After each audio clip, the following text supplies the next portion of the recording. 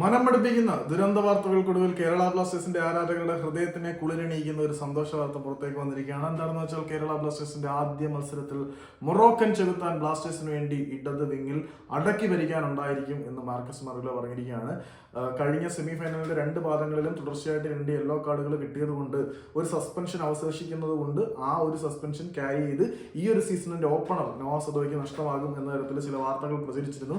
ഞാനും അത് പ്രചരിപ്പിച്ചിരുന്നു. പക്ഷേ ഇപ്പൊ മാർക്കസ് മർഗുലോ വിശദമായ അന്വേഷണങ്ങൾക്ക് ശേഷം ആ കാര്യത്തിൽ ഒരു കൺഫർമേഷൻ നൽകിയിരിക്കുകയാണ്. റെഡ് കാർഡ് ആണെങ്കിൽ മാത്രമേ ഈ ഒരു സീസണിലേക്കുള്ള സസ്പെൻഷൻ ക്യാരിഡ് ഔട്ട് ആയി വരത്തുള്ളൂ. യെല്ലോ കാർഡ് ആയതുകൊണ്ട് തന്നെ നോയ്ക്ക് ഓപ്പണിംഗ് മത്സരത്തിൽ സസ്പെൻഷൻ ഉണ്ടായിരിക്കില്ല.